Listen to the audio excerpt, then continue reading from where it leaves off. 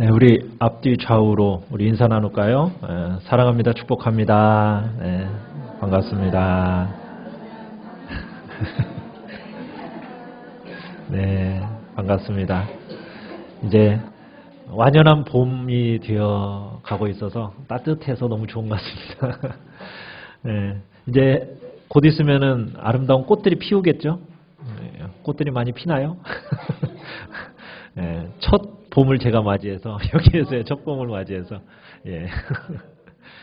기대가 됩니다. 요즘에 제가 이 뒷산을 이렇게 동산 삼아서 올라다니고 있거든요. 뒷산 이 약수터까지 이렇게 교회 올 때 이렇게 산 꼭대기로 이렇게 해가지고 이쪽으로 내려와요. 그랬더니 아주 좋더라고요. 산 공기도 좋고 곧 있으면은 꽃 필 것 같아서 좋은 날들이 될 것 같습니다. 자, 오늘 말씀 우리 같이 한번 보겠습니다. 사무엘상 21장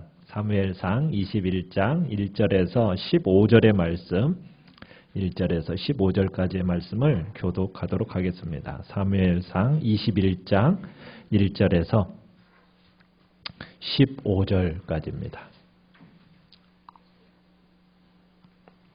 21장 1절 제가 먼저 읽겠습니다. 다윗이 노베 가서 제사장 아히멜렉에게 이르니 아히멜렉이 떨며 다윗을 영접하여 그에게 이르되 어찌하여 내가 홀로 있고 함께하는 자가 아무도 없느냐 하니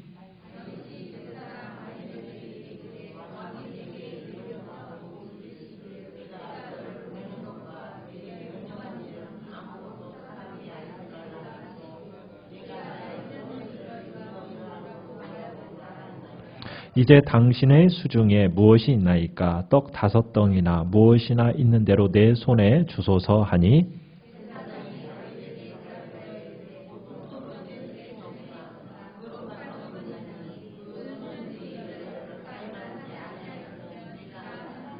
다윗이 제사장에게 대답하여 이르되 우리가 참으로 3일 동안이나 여자를 가까이 하지 아니하였나이다. 내가 떠난 길이 보통 여행이라도 소년들의 그릇이 성결하겠거든 하물며 오늘 그들의 그릇이 성결하지 아니하겠나이까 하매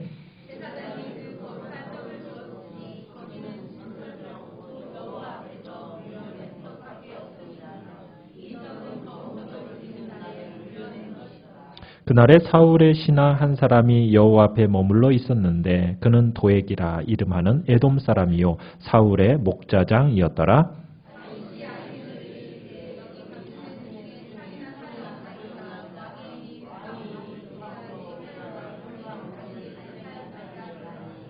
제사장이 이르되 내가 엘라 골짜기에서 죽인 블레셋 사람 골리앗의 칼이 보자기에 쌓여 에봇 뒤에 있으니 내가 그것을 가지려거든 가지라. 여기는 그것밖에 다른 것이 없느니라 하는지라. 다윗이 이르되 그 같은 것이 또 없나니 내게 주소서 하더라.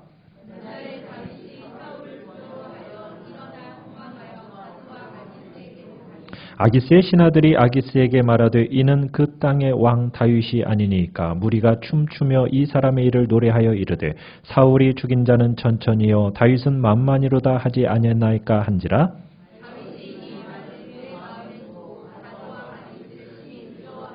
그들 앞에서 그의 행동을 변하여 미친 채 하고 대문짝에 그적거리며 침을 수염에 흘리매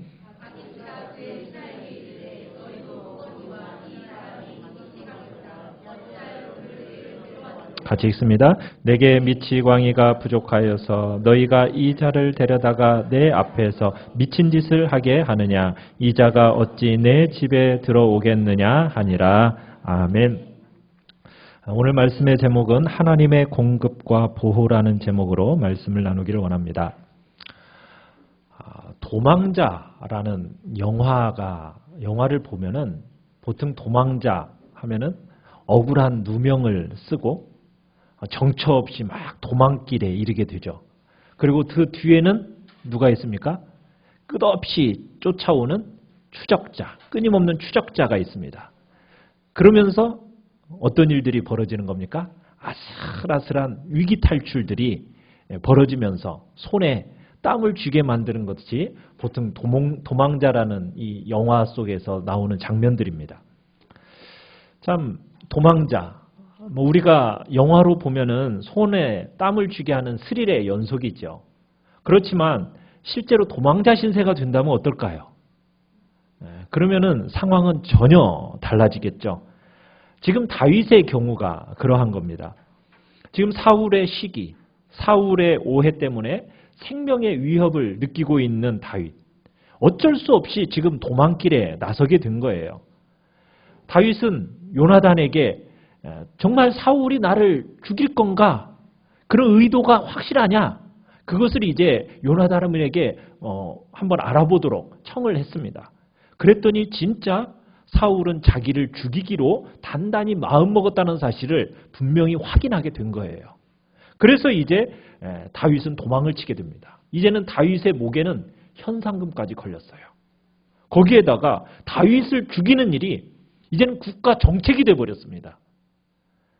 자, 이런 다윗 얼마나 참 마음의 큰 두려움과 부담 속에서 도망을 치고 있겠어요. 그러니까 더 이상 모든 미련을 버리고 이제 고달픈 도피 생활을 본격적으로 시작하고 있는 겁니다. 자, 지난주에는 우리가 요나단과 다윗이 만났다가 이제 마지막 이별하는, 헤어지는 장면을 보았습니다. 이제 다윗은 요나단과 헤어지고 나서 이제 달려갑니다. 짐을 챙길 시간도 없었어요. 아무런 계획도 정하지 못했습니다. 오로지 뭐만 구해야겠다. 내 목숨 하나 구해야겠다라는 그 일념 하에서 도망쳐 달려가기 시작한 겁니다. 자, 그가 달려간 곳, 어디로 달려갔습니까?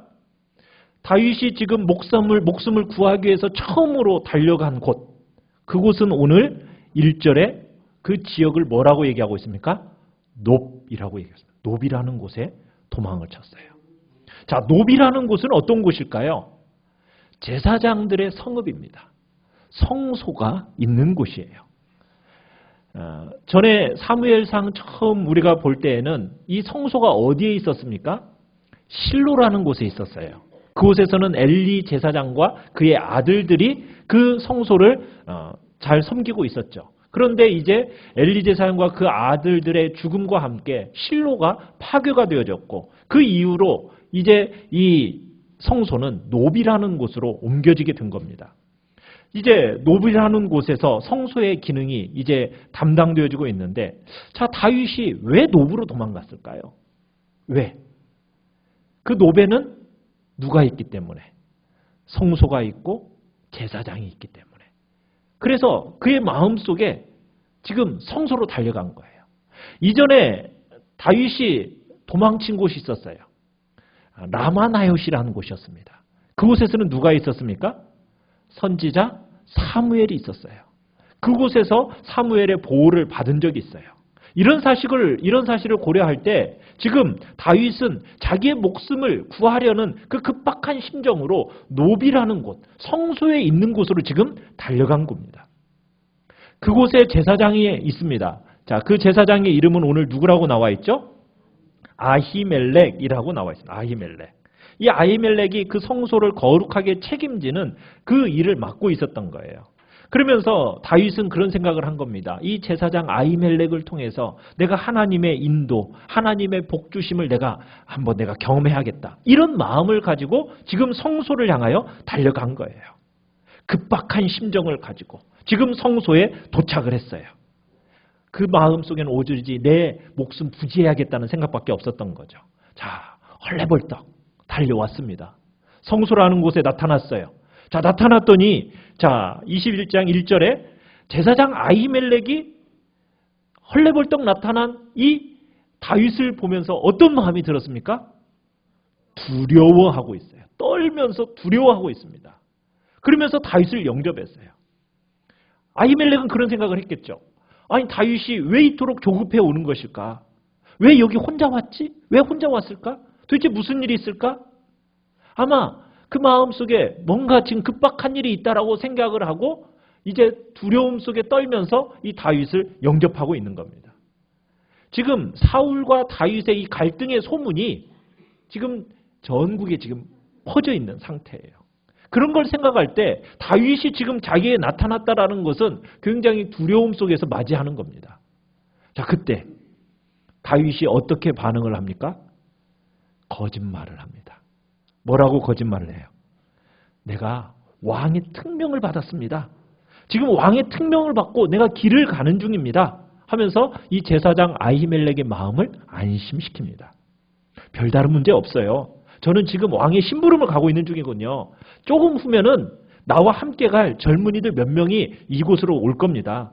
우리에겐 그래서 음식이 필요합니다. 좀 먹을 것 좀 주세요.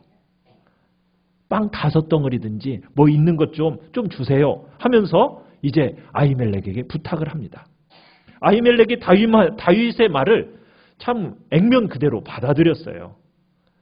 아히멜렉도 그런 생각했겠죠. 뭐 소문에 떠도는 이야기니까 다윗과 사울의 관계가 아무리 안 좋다 해도 둘의 관계는 장인과 사위지간인데 설마 하면서 아마 아히멜렉은 다윗의 말을 쉽게 믿었던 것 같아요. 그런데 다윗은 아히멜렉에게 진실을 말하지는 않아요. 왜 진실을 말하지 않았을까요? 그 이유는 뭐냐면 사울 곁에 있는 제사장이 있었어요. 그 제사장의 이름은 아히야였거든요. 근데 이 아히야와 아히멜렉이 서로 형제간이에요. 그러다 보니까 다윗이 이 아히멜렉을 다 믿을 수가 없었던 거예요. 그러니까 그 마음을 열고 진실을 말할 수는 없었던 거예요. 만약 사무엘이었다면 어땠겠어요? 사무엘이었으면 다 얘기를 했겠죠. 근데 이제 다윗이 아히멜렉에게 빵이 있으면 좀 달라고 이야기를 합니다. 3절에 보면 좀 빵 좀 주세요. 자, 그랬더니 보통 빵이 있대요, 없대요? 보통 빵은 없대요.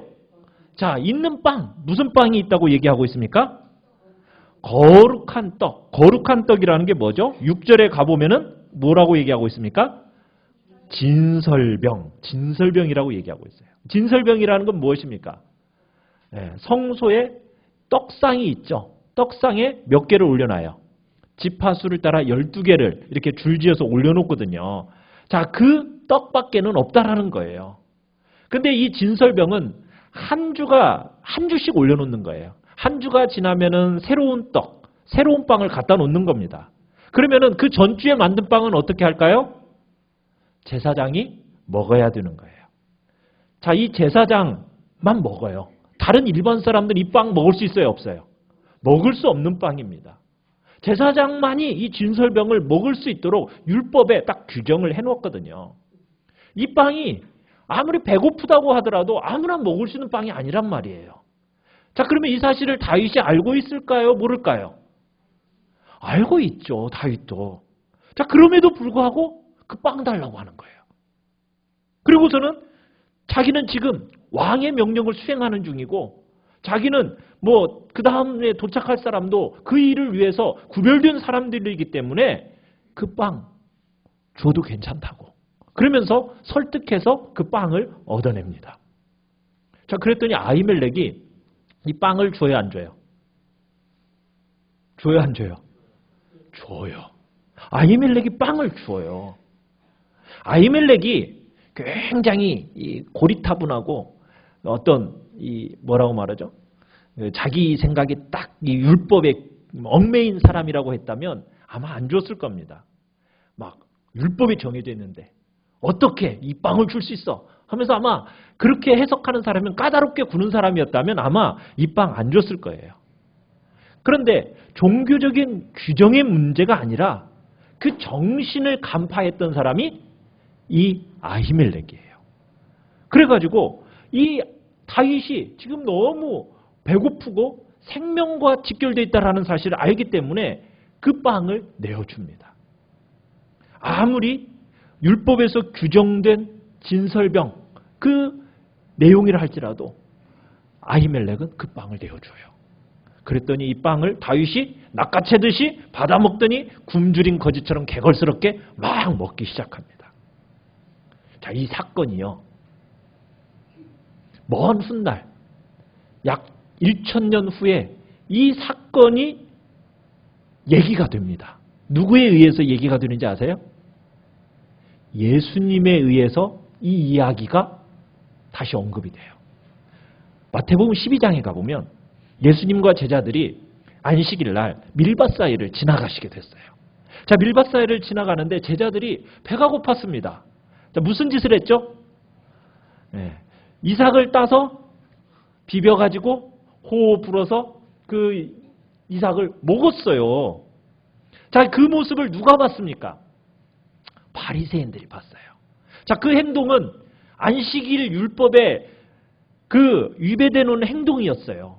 왜냐하면은 안식일 날 뭐 하지 말라고 그랬는데, 일하지 말라고 그랬는데 뭐 한 거예요? 타작한 거거든요. 비벼가지고 호 불어서 그걸 먹은 것은 타작의 행위를 한 거예요. 그래서 예수님께 제자들이 그런 짓을 했다고 불만을 표시했습니다. 그때 예수님께서 제자들을 변호하시면서 언급하신 말씀이 있어요. 그 말씀, 오늘 우리가 지금 보고 있는 이 사건을 들어서 얘기하시는 거예요. 성소에서 떡을 다윗이 요구했다. 제사장들 위해서는 먹어서는 안 되는 떡이었다. 그런데 누가 줬다?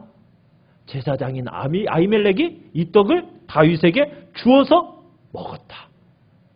자, 그러면은 예수님께서 지금 아히멜렉의 이 행동을 어떻게 해주신 거예요? 네, 손을 들어주신 거잖아요. 그 행동에 대해서 손을 들어주신 거예요. 그러니까 아히멜렉이라는 사람은 그저 율법의 문자에 얽매이는 사람이 아니었던 거예요. 율법의 정신이 뭔가, 그 정신이 뭔가를 따랐던 사람이 이 아히멜렉이었기 때문에 예수님께서 이 아히멜렉의 행동을 넌지시 칭찬해 주신 거거든요. 그러니까 아히멜렉의 이 행동이 옳았다는 거예요. 율법적으로 볼 때는 다윗의 행동이든 아히멜렉의 행동이든 율법적으로는 어때요? 이게 어긋나는 행동이거든요. 그렇지만 그 법보다도 우선적인 가치 있는 게 뭔가? 그것은 뭐예요? 긍휼과 자비다. 긍휼과 자비다. 그 법보다도 우선적인 것. 배고픈 사람을 먹여서 생명을 살리는 것이, 그것이 더 가치 있는 것이지. 율법을 지킨다라는 명목하에 사람을 죽도록 내버려 두는 것은, 그것은 율법의 정신이 아니다는 거죠. 그래서 다윗이 이 진설병을 얻어먹은 거예요. 자, 얻어먹고 나서 하나님이 갑자기 너 죄지었어 하고 하나님이 막 혼내고 따지고 들으셨나요? 그러지 않으셨어요. 하나님은 배고픈 이 다윗에게 제사장 먹는 이 진설병의 법규보다도 더 중요한 것이 뭔가? 제사보다 더 중요한 것이 자비다. 긍휼이다. 사랑이다. 문자에 얽매이는 율법적인 행동보다 더 중요한 게 뭐예요? 그 정신이에요. 무슨 정신이요? 사랑의 정신. 긍휼과 자비의 정신. 이게 옳았다. 예수님이 이 아히멜렉을 손들어 주신 거예요. 사랑하는 성도 여러분, 성소의 기능이 바로 이런 거예요. 교회의 기능도 그런 겁니다. 사랑하는 성도 여러분, 교회 안에서 우리에게 법이 있어요. 규칙이 있어요. 어떻게 보면 우리의 삶의 유전으로 내려오는 전통들이 있습니다. 그런데요, 그 전통보다도 법보다도 더 우위에 두어야 되는 것이 뭘까요? 정신이에요. 어떤 정신이요? 긍휼의 정신. 자비와 사랑의 정신이에요. 그래서 주님께서 뭐라고 말씀하세요? 율법의 완성. 무엇이 율법의 완성이라고요? 사랑이 율법의 완성이라고 주님은 말씀을 하시는 거거든요. 기독교의 신앙이라는 것은요, 다른 게 아닙니다. 기독교의 신앙은 내가 뭔가 법을 정해놓고 그 법을 따라서 살아가는, 규칙을 살아가는 그런 게 기독교의 신앙이 아닙니다. 기독교의 신앙이라는 것은 어떤 도덕성을 기준으로 딱 정해놓고 그 공로를 쌓아가는 게, 그게 기독교의 신앙이 아니에요. 기독교의 신앙이 무엇입니까? 하나님이 어떤 분이신지를 아는 거예요. 하나님이 어떤 하나님이에요? 긍휼의 하나님이에요. 사랑의 하나님이에요. 자비의 하나님이에요. 우리가 그 하나님으로부터 지음을 받았고, 그 하나님으로부터 우리가 구원을 받았고, 우리가 부름을 받아서 살아가는 존재들이라면, 우리가 문자에 얽매인 법에 내 삶에 매여 살아가는 존재가 아니라 우리의 마음에, 우리의 중심에 있어야 되는 것은 무엇이라고요? 사랑과 긍휼과 자비의 마음인 거예요. 이것에 근거하면서 우리가 살아가야 되는 거예요. 그래야 믿음이 효과가 있는 거예요. 아무리 내가 무슨 공로를 쌓고 교회 안에서 뭔가 도덕적이고 뭔가 능력으로 기준으로 뭔가를 쌓는다고 해서 그것이 중요한 게 아니라 하나님이 가장 중요하게 보시는 것은 그 마음입니다. 긍휼과 자비와 사랑의 마음. 그래서 주님께서는 그 마음을, 아히멜렉의 마음을 아셨고 그를 손들어 주신 거예요. 우리에게 있어서 그것이 중요한 겁니다. 다윗이 빵을 먹었어요. 빵을 먹은 후에 제사장 아히멜렉에게 또 달라는 게 있습니다. 뭘 달라고 하고 있죠? 8절에 가보니까 무기를 달라는 거예요. 무기를 달라. 지금 계속 뭘 숨기고 있느냐면 도망자 신분을 숨기고 있는 거예요. 계속 아히멜렉에 거짓말을 하면서 저는 지금 임금님의 명령이 너무 급해서 지금 칼이나 무기 어떤 것도 가져오지 못했어요. 혹시 제가 쓸 만한 무기 혹시 여기 있나요? 자, 그랬더니 마침 무기가 있었습니다. 무슨 무기가 있었죠? 네, 바로 골리앗의 칼이 있었어요. 몇 년 전에 자신이 엘라 골짜기에서 전투의 그 전리품으로 가져왔던 칼, 그죠? 기념물. 하나님이 어린 다윗을 사용하셔서 약탈자 블레셋의 전세를 단번에 꺾어버린 그 위대한 구원의 사건을 기념하기 위해서 성소에다가 무엇을 놨던 거예요? 이 골리앗의 칼을 놔뒀던 거예요. 그래서 그 칼을 흠이 나지 않도록, 녹이 슬지 않도록 아마 잘 보관해 놨던 것 같아요. 그리고 기도하러 성소에 온 사람들마다 그 칼을 보면서 아마 하나님을 향한 어떤 믿음, 신뢰, 그런 것을 새롭게 하도록 그 칼을 그 성소 안에 잘 놔뒀던 것 같아요. 자, 그랬더니 다윗이 망설이지 않고 그 칼을 어떻게 하려고 합니까? 달라는 거예요. 그만한 거 없다고. 저에게 주십시오. 그리고서는 다윗이 그 칼을 차고 갑니다. 다윗은 성소에 들어왔다가 허기지고 정말 무방비 상태로 이 성소에 들어왔다가 어떤 모습으로 나가고 있습니까? 배부르고 그 다음에 무기를 든, 무장된 모습으로, 잘 갖춰진 모습으로 성소를 떠나게 돼요. 사랑하는 성도 여러분, 사람이요, 어떤 세계관을 가지고 있는가, 어떤 우선순위를 가지고 살아가는가, 이것을 알아보려면 언제 알아볼 수 있을까요? 그 사람이 곤경에 처했을 때, 어려움에 처했을 때 그 사람이 누구를 제일 먼저 찾는가, 어려움 가운데 딱 직면했을 때 그 사람이 무엇을 제일 먼저 찾는가를 보면은 그 사람의 세계관과 그 사람의 우선순위를 알 수 있는 거예요. 다윗이요, 사울에게서 지금 도망쳐서 제일 먼저 찾은 곳이 어디라고요? 성소라고요. 성소. 성소를 찾아간 거예요. 다윗은 뭐 음식과 무기를 찾기 위해서 갔을 수도 있겠지만 이 성소를 찾아간 이유가 뭘까요? 다른 것보다도 하나님을 찾았던 거예요. 성소는 어떤 곳이게요? 하나님이 임재해 계신다라고 확신하는 그곳이거든요. 구별하여 두신 것이거든요. 그러니까 다윗은 위기가 닥칠 때 누구를 제일 먼저 찾은 겁니까? 하나님을 제일 먼저 찾은 신앙인이었음을 우리는 보게 되는 거예요. 성소는 우리에게 있어서 긴급하고 위급한 상황에 놓였을 때 우리에게 도움을 줄 수 있는 곳입니다. 이 사실을 믿으시길 바라요.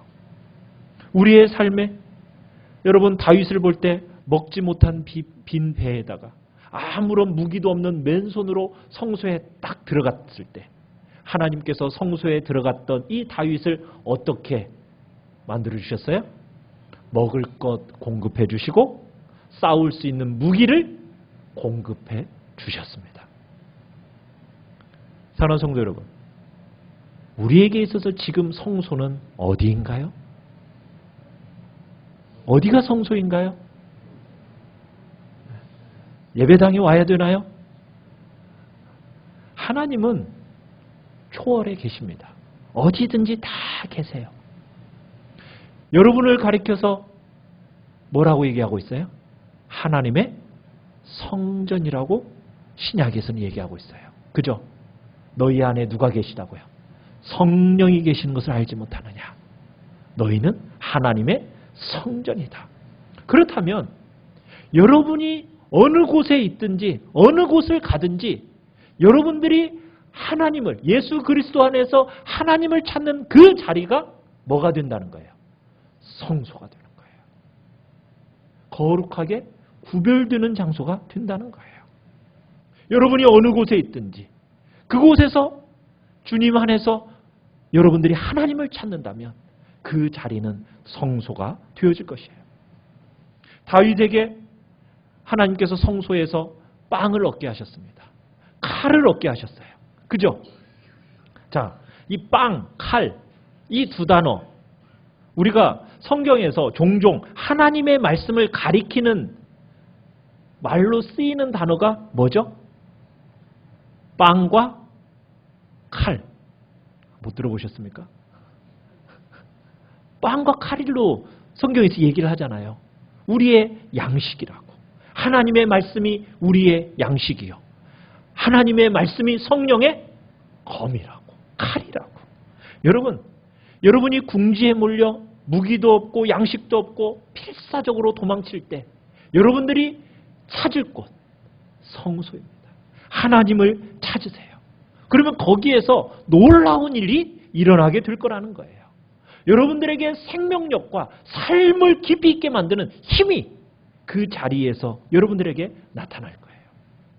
위험이 여러분들에게 만나서 정말 위험을 만나서 약해질 대로 약해진 그 순간 여러분들이 성소를 찾아 그곳에서 하나님을 찾는 순간 여러분들이 위험과 정면으로 맞서 싸울 수 있는 힘을, 무장을 여러분들이 갖추게 될 것입니다. 여러분들에게 무슨 어려움을 만나셨어요? 여러분들에게 필요가 있으십니까? 어디를 향하여 달려가시겠습니까? 성소를 향하여 달려가십시오. 이 세상은 여러분 우리를 위험하는 많은 대적들이 이 세상에는 너무 많아요. 이 세상 속에서 우리에게는 하나님을 찾는 그 자리가 있어야 됩니다. 성소가 있어야 돼요. 그때 하나님을 여러분들은 발견하게 될 것이고 하나님께서 여러분들에게 필요한 모든 것들을 공급해 주실 것입니다. 여러분의 삶의 자리에 성소를 만드십시오. 그리고 그 자리에서 하나님을 만나는 일들을 계속해 나가신다면 여러분의 삶에 하나님이 주시는 풍성함과 하나님이 주시는 놀라운 공급과 보호와 인도하심을 경험하게 될 것입니다. 자, 이 노블 이제 다윗이 떠나게 됩니다.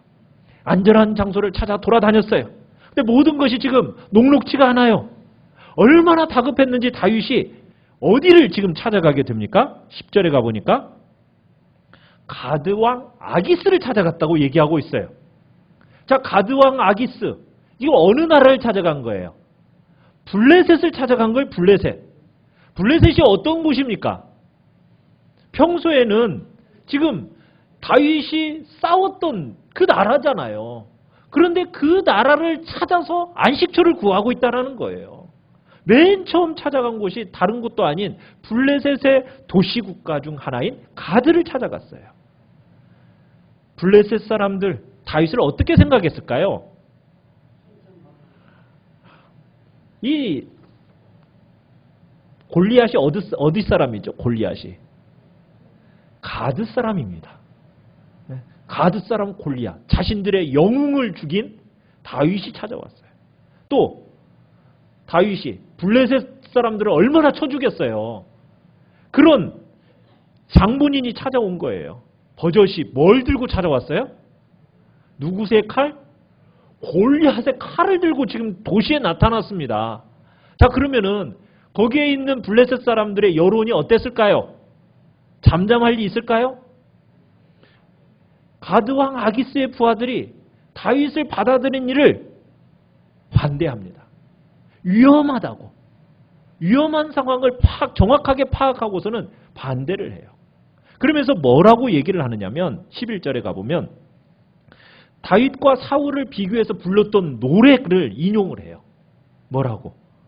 사울이 죽인 자는 천천히요 다윗은 만만이로다.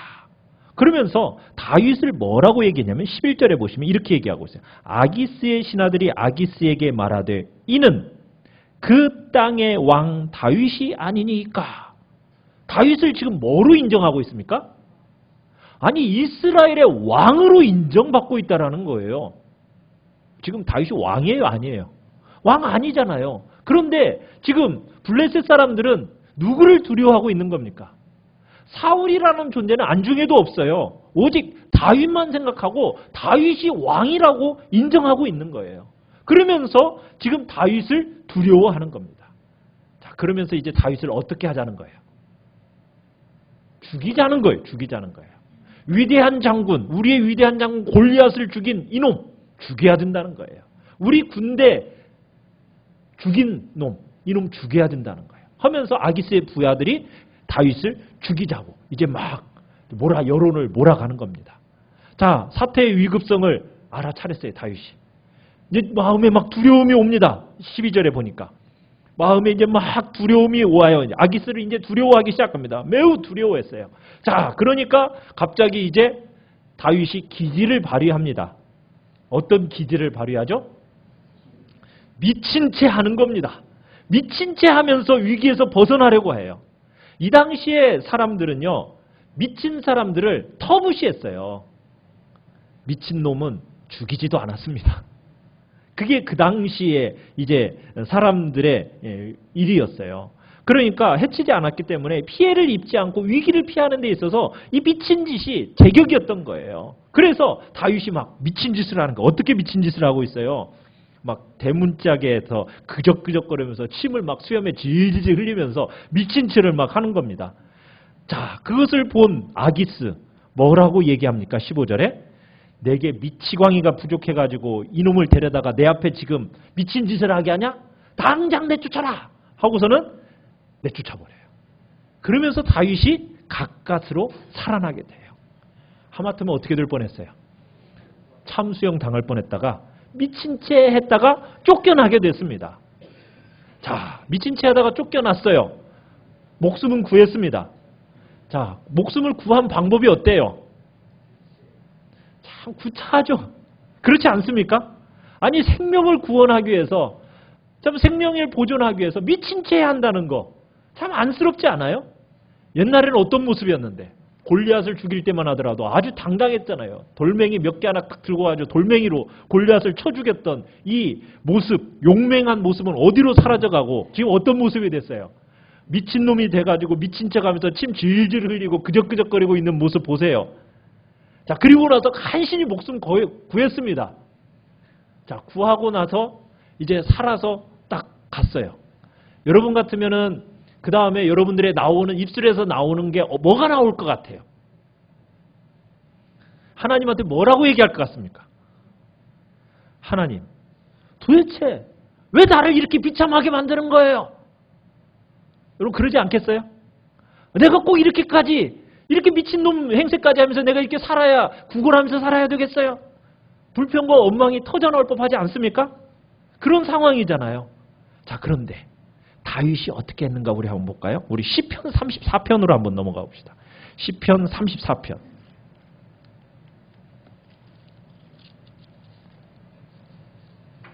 시편 34편입니다. 825페이지 시편 34편.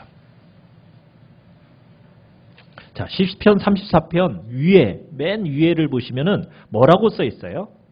다윗이 아비멜렉 앞에서 미친 채 하다가 쫓겨나서 지은 시. 자, 미친 채 하고 나서 쫓겨나서 곧바로 지은 시가 이 시입니다. 자, 뭐라고 얘기하고 있습니까? 우리 1절, 2절 우리 같이 한번 읽어볼까요? 시작. 내가 여호와를 항상 송축하며 내 입술로 항상 주를 찬양하리이다. 내 영혼이 여호와를 자랑하리니 곤고한 자들이 이를 듣고 기뻐하리로다. 뭐 하고 있죠? 하나님을 찬양하고 있어요. 하나님을 찬양하고 있다고요. 여러분, 자 7절 6절부터 한번 읽어볼까요? 6절에서 10절까지를 우리 같이 한번 읽어보겠습니다. 시작. 이 공고한 자가 부르짖음에 여호와께서 들으시고 그의 모든 환난에서 구원하셨도다. 여호와의 천사가 주를 경외하는 자를 둘러 진치고 그들을 건지시는도다. 너희는 여호와의 선하심을 맛보아 알지어다. 그에게 피하는 자는 복이 있도다. 너희 성도들아 여호와를 경외하라. 그를 경외하는 자에게는 부족함이 없도다. 젊은 사자는 궁핍하여 줄일지라도 여호와를 찾는 자는 모든 좋은 것에 부족함이 없으리로다. 아멘. 지금 다윗이 지은 시예요. 미친 채 하고 나서 간신히 목숨을 건져가지고 가서 곧바로 지은 시. 어떻게 보면은 머릿속으로 이렇게 지은 시가 아닙니다. 사색으로 결론 내서 지은 시가 아니라 온몸으로 쓰고 있는 시예요. 다윗이 하나님께 피한 거. 이걸 가리켜서 8절에서는 너희는 여호와의 선하심을 맛보아 알지어다. 자신이 이렇게 목숨을 구한 것이 하나님의 선하심을 맛보아 알게 된 은혜의 체험이었다. 이렇게 얘기하고 있는 거예요. 그런가요? 하나님을 이렇게 높이고 찬양을 해요. 그러면서 진리를 하나 배웠다고 얘기해요. 우리 19절을 한번 읽어봅시다. 19절 시작. 의인은 고난이 많으나 여호와께서 그의 모든 고난에서 건지시는도다. 사랑하는 성도 여러분, 우리가 하나님으로부터 오는 구원은 우리가 주로 어떤 구원을 생각을 많이 하죠? 그래, 하나님이 내가 원하는 시간에 또 내가 원하는 어떤 고상한 방법으로 하나님이 나를 구원해 주실 거야. 우리는 그런 생각을 많이 합니다. 위기의 순간에 하나님께서 우리에게 구원해 주시는 그 방법을 내 생각, 내 시간, 내 방법. 그래서 하나님이 이렇게 고상하게, 이게 고상한 방법입니까? 미친 채 해가지고 목숨을 건진 것이 뭐 고상한 방법이에요? 전혀 고상하지 않잖아요. 그런데요, 하나님이 우리에게 주시는 지혜가 있어요. 그게 고상하든 고상하지 않든 하나님이 주시는 지혜는요, 실천적이면서도 굉장히 현실적이에요. 그래서 당신의 영광을 드러내기 위해서 가장 적실한 방법을 딱 사용하게 하시는데, 때로는 우리가 참 구차하게 보이는 그 방법까지도 하나님은 사용하셔서 우리를 구원해 내시다라는 거예요. 그래서 우리가 하나님의 구원의 방법을 제한하지 말아야 돼요.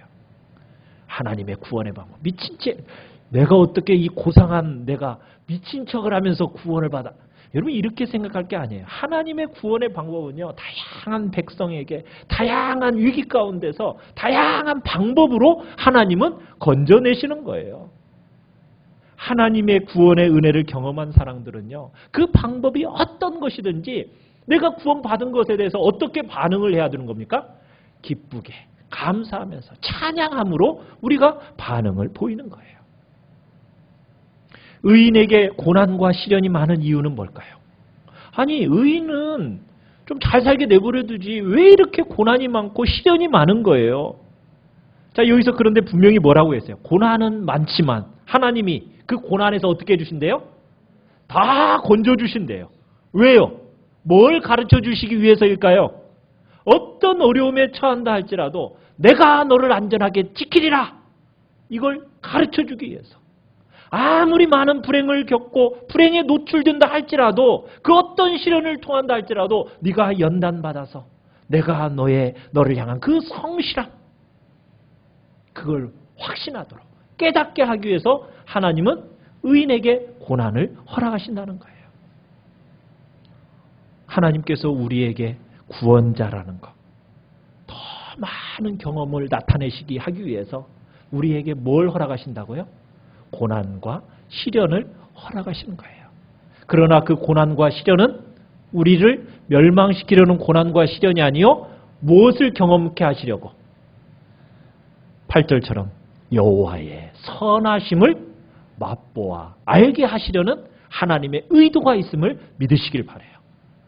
하나님이 우리의 피난처시요, 하나님이 우리의 방패시요, 하나님이 우리의 참 소망 되심을 믿으면서 그 하나님을 의지하며 우리가 이 땅 가운데서 하나님을 찬양하는 복된 자리에 있기를 간절히 축원합니다. 우리 시간 찬양합시다. 하나님은 나의 힘이 되십니다. 나의 반석이시고 나의 요새이시고 나의 피할 바위이십니다. 나의 방패가 되시는 하나님. 그 하나님이 내가 어떤 환난과 고난이 많은 중에 있다 할지라도 그 고난에서 모두 다 건지시는 하나님. 그 선하신 하나님을 맛보아 경험하는 나의 삶이 되게 해달라고. 오늘도 혹시나 내 삶에 어려움과 고난이 있다면 그 고난 속에서 하나님의 그 구원의 역사를 체험하기 위한 하나님의 복된 기회임을 알고 선하심을 맛보아 하는 복된 은총을 내게 베풀어 달라고. 이 시간 그런 마음으로